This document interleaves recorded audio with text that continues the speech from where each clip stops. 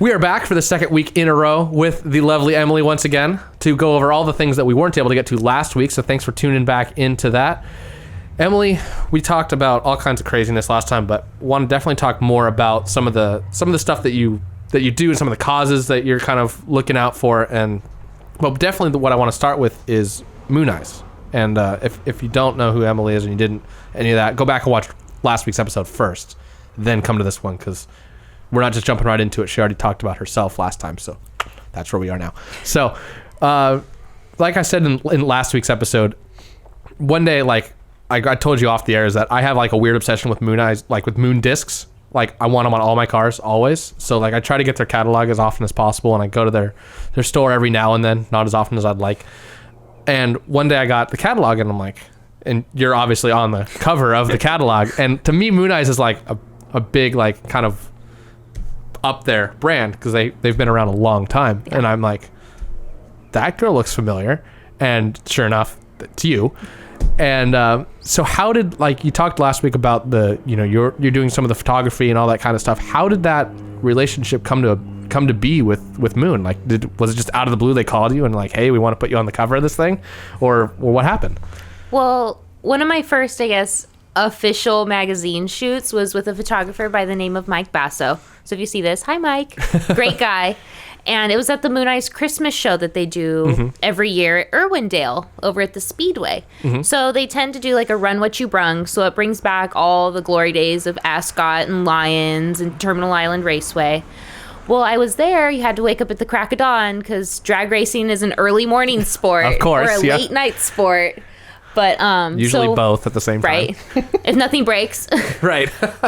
So we did that at the drag strip, and then Mike works with Car Culture Deluxe. So he sent the photos over to them for the story that they did on the Moon Eyes Christmas show, because the last few years, every year is tentatively the last year, because they want to destroy it and build houses Irwindale's there. Perpetually in jeopardy, always. Right. So they put a story on it, and then it was also an anniversary for Moon Eyes. I think it might have been like their 50th or 60th or something, one of those big deal ones. Big one, yeah. So they sent the story over to him, and they liked the pictures, they liked me, and they asked for us to come do another story on the shop. And they wanted, for consistency, like they wanted the same person who was at the drag strip. So I got to go over there and go to the shop in Santa Fe Springs. Big yellow building, you can't miss it. Right. So we went over there and did that, and I got to meet the owners of it, and it's Shige and Chico. So I got to meet them, and it kind of went from there. They loved the fact that I was polite. I didn't just act like some girl, like, okay, I'm here, take my picture, like all that stuff. So you were like actually into it? Yeah. And then as we got to talking, they were surprised to learn that I go to all kinds of drag race things. I go to all kinds of car things. I usually take my dog with me.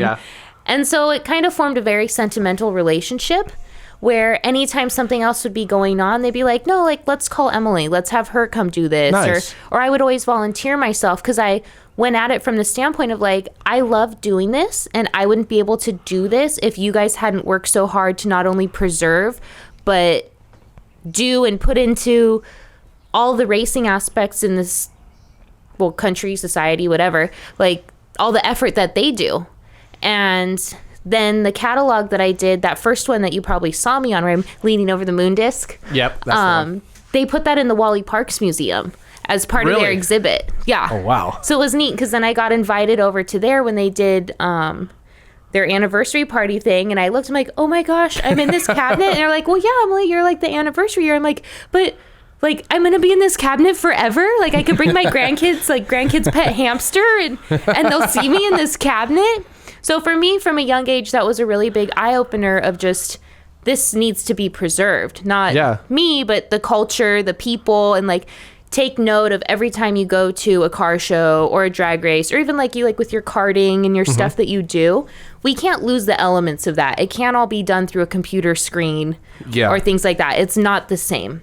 Absolutely. I like completely agree, because that's the stuff that like we think back to like talking to your parents, your grandparents, or if you're looking at your great grandparents, like seeing those just everyday pictures of like their day-to-day life is like so mind-blowing and so just interesting. And then if you add the aspect of it being something of some sort of notoriety, which you had the fortune of that being, I mean, I guess if you're into baseball or football, I mean, being on that cover of that magazine or that catalog is kind of whatever. But if you're into cars even the slightest bit, or you can even just respect cars, that's, I mean, not to oversell it or overblow it, I mean, that's a crazy cool deal. Like, Yeah. it really is. Like, that's one of those things, like, legitimately, yeah, you can show your grandkid pet hamster. Right? That's really interesting. So you got that deal, and basically it sounds like they met you and they liked you and you were pleasant, and so that was that. So, like, that's super cool. But then I'm guessing that things kind of snowballed after that, is when you were on something that had some notoriety like that. Yeah. Other companies started to take notice and kind of be like, oh, hey, can we get you to do our kind of thing? Like, is that how the relationship with Deep Eddy came about, or? Kind of, because I was at a photo shoot at Galpin. Okay. Right off of Roscoe, so get it at Galpin.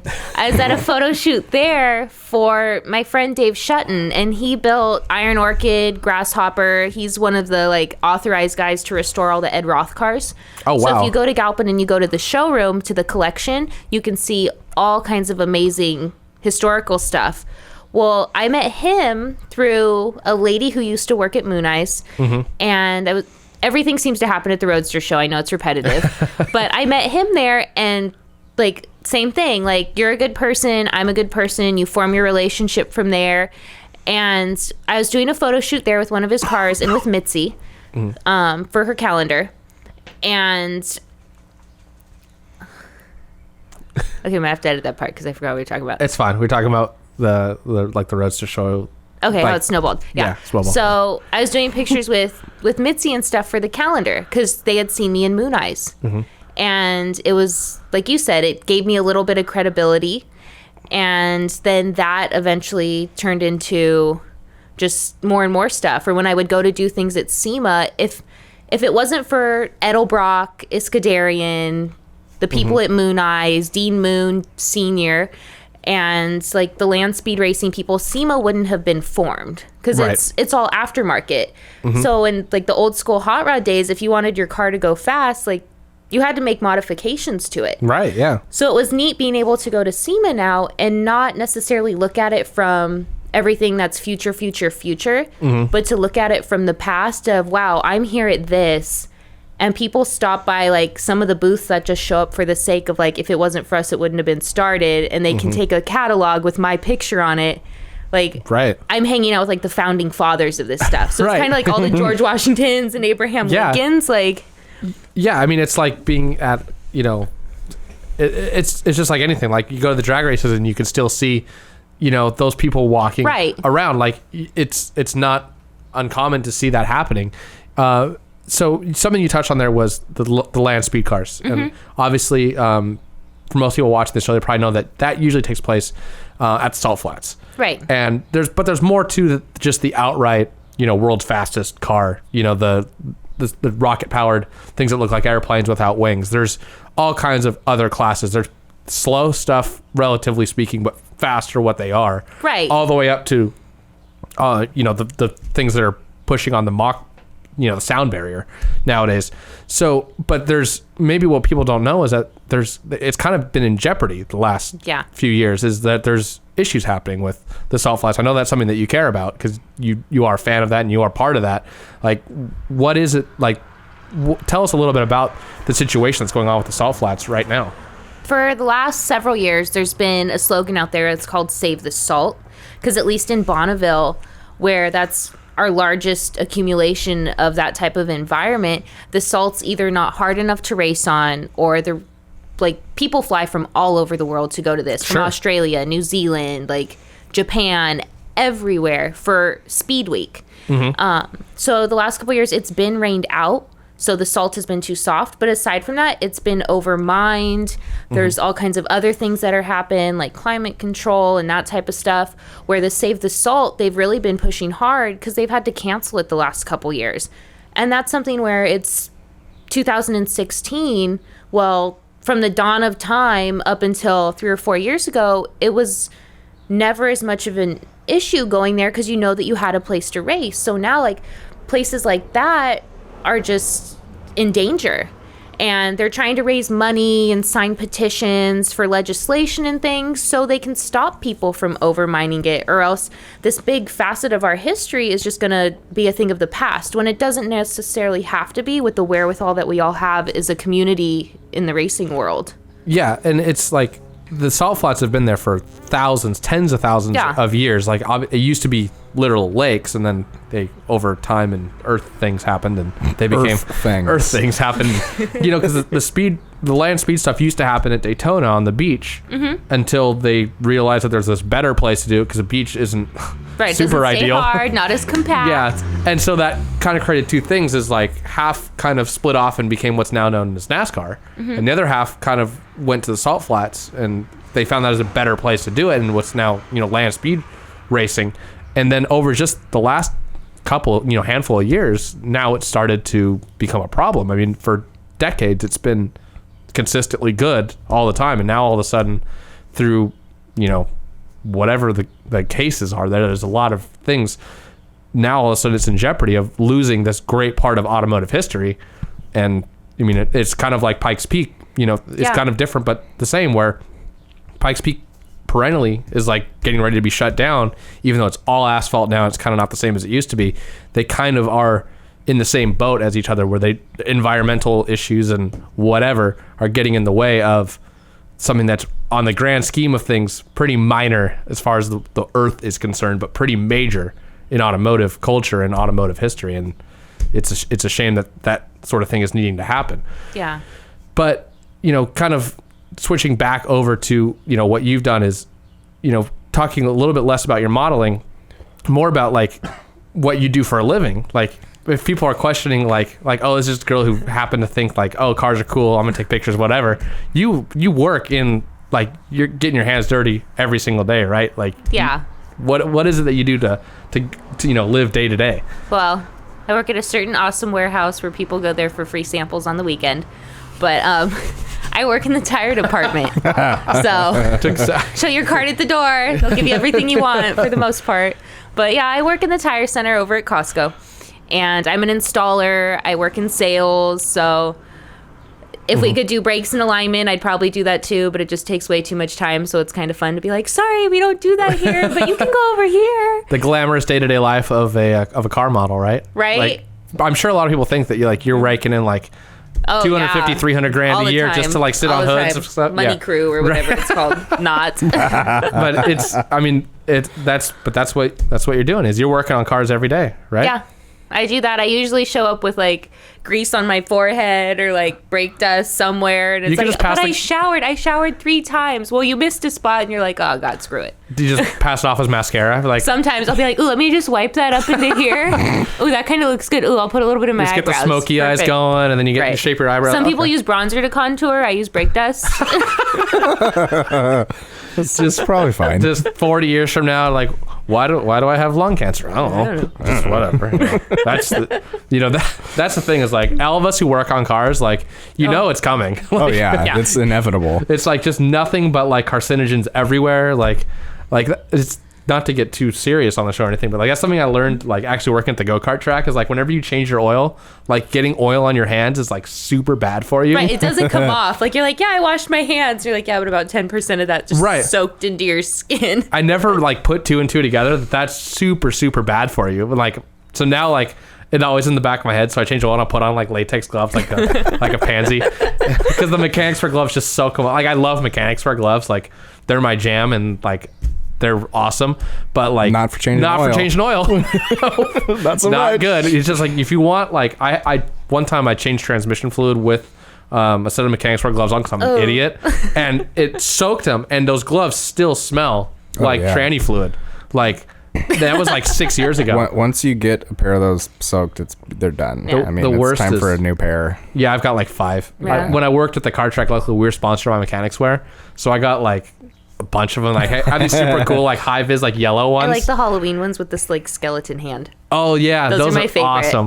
I'll see if I can get you a pair of those. Yes. But like, so like rear end fluid though is the worst. Like it smells it's like old between fish. tranny oil and rear end grease. Yeah. Old fish. It gets worse They smell about as as you good go. as they sound. As you go farther back in the car, it gets worse. Like engine oil, not too bad. I think it smells good. Like I'd buy a candle if it smelled like that. And then transmission fluid. Then rear end grease though, fuck. It's the worst. Well, it's those days where you're around someone and you're like, kind of smells like dog crap or something, and you're looking at your shoes, you're like, oh, I was in rear end grease. And it's like, well, what were you doing? And you're like, car stuff. So I used to have a cat that was like indoor outdoor cat, and so back when I had my Chevelle, I changed the rear end fluid in it at some point, and I left it in a drain pan, so I was going to take it to a recycling center the next day. So there's just a regular old pan of rear end grease, and the next day I go out there to grab it, and there's like a splash out of it, and then kitty cat prints walking away, and I'm like, no, that didn't happen.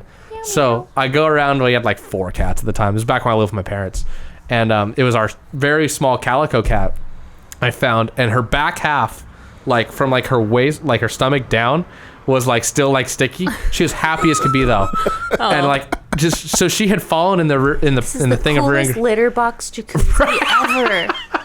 So she fell in it, and she's like. And that cat smelled for the rest of her life. Like she like ran away a couple of years later when there was an earthquake, but it was sad. But she smelled the day before that. She still smelled like rear end grease. And it was my wife's cat. Like it's the one that she adopted. So I'm like, it's mine now. Because she's like, I don't want to pet her. Wow. Like, she's just a little differential. Wow. I am. Never mind. I was gonna make a posy joke and then I didn't. Positive. Don't want to lose traction. Don't do it. Oh man. Well, Can we call this one yet or no? if you want to. No, I'm kidding. So, all that stuff. So we talked about your modeling. We talked about the causes you care about. Let's just talk about like what you're into as far as cars. So like everybody drives what they drive every day, but like if you could have one realistic dream car, like I'm not talking like something that's $800,000 and there's 2 of them in existence, but like a car that you could see yourself owning in your life, like legitimately, like unless you hit the lottery, like what's the car, I guess that the best way to put it is that you're currently working towards owning? Like what's the one that you have your eye on? Well, all these people are like soccer mom this, minivan that, and like I don't know, I'd eventually like a family one day. Sure. 2.3 kids and a dog named Spot. But Wait, point 3? That's right. That's the national average. Oh, right. Okay. Used to be. I don't know. Unless you're Mormon, then it's 14.4. Right? Yeah. Yeah. Hi, Ryan. 2.3. So, nowadays, I can kind of look, and the cool moms who I think her and I like will share the same thoughts. They usually drive like a Ford Edge or something like that because it's like the closest you can get to like a panel delivery van or whatever. Right. But for me, I've always liked Nomads. Okay. So my dream car would be like between like a 55 to 57 Nomad, and it'd be slammed, it'd be black with cream interior and like pearl pinstriping. Okay. So like that's kind of my dream car, like simple, like blacked out wheels. Like I can dig it. Yeah. I mean, that almost reminds me of on Home Improvement. The wife on that used to drive. She drove a Nomad as like her family car. Yeah. Like, and then the beam fell on it on one of the episodes. Aww. Yeah. But like, no, that would be like super cool. Like, and the way I envision it, like if I could ever talk my wife into driving something cool like that, would be like you do that, but then like you put like a modern like LS engine in it, right? And then do, like a the modern trans comforts, like air conditioning, power steering. You do the modern air kicks. It's super easy and it's like $1,000 and LS engine automatic, so it's easy and get the interior all nice, and then shit, you're getting 25 miles to the gallon in your old Nomad, and you can fit everything in the back. Especially you can get the 2-door, so it's like a shooting brake station wagon. Like I'm with you on that. That sounds awesome. That's my dream car. I've always loved it. I'm like, that's my mommy car. So it's like the kids are in the back hopping around. I'm like, put your seatbelts on. But they didn't have those back then. I don't care. I put them in. Put your seatbelts on. Like duct tape your brother to the door. So those cars are getting a little harder to find now. They used to be, they were always kind of rare, but like I remember when I was a kid, you used to see them. I can't remember the last time I saw a Nomad though. I know. The last time I looked, I was browsing on Craigslist and stuff, and there's actually one down in Laguna Beach, but it was in pieces. Oh, yeah. So you kind of look at it as, well, what they want just for the pieces of it to put together.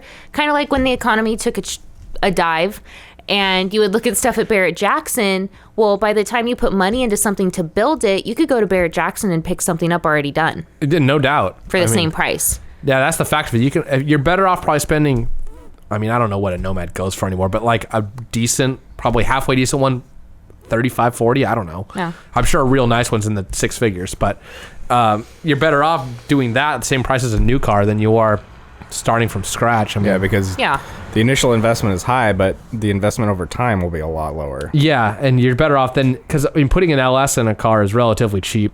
Doing the modern stuff, it's all, you're going to spend less than $5,000 doing the whole thing if you do most of it yourself. An LS engine's like $1,600 right now, especially if you pick it up with the 4-speed automatic. Like, and if you want to be bougie, you can always go to turnkey. But yeah, there's a lot of options that are expensive, at least in my opinion, for where I sit right now.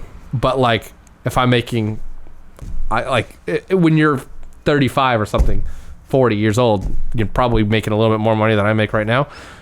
It's really not that big of a deal to put $2,000 engine in a car that you just bought for $20,000. It's for the improvement you get with a modern LS, or if you have a Chrysler product doing a 5.7 Hemi, or a Ford, hell, do a Coyote 5-liter. That would be awesome.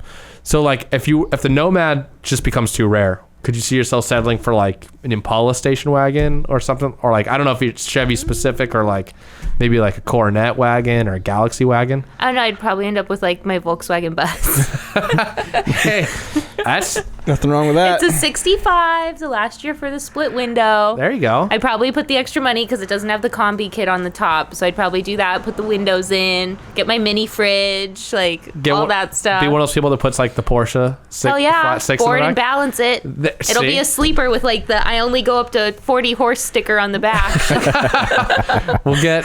We had a guy on here a couple weeks ago named Alex, who's he won the Spec Boxster Championship in Porsche Club of America last year, and he's all like into like putting air-cooled Porsche engines into everything. Yeah. Like he'll probably say that, oh, that's not me, but it totally is you, Alex.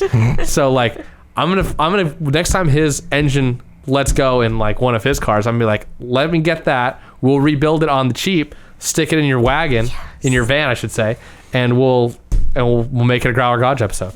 That would be exciting. And then it just needs a floor because it's like a Flintstone mobile right now. All right, we can do that. Because we found it in the woods in Washington.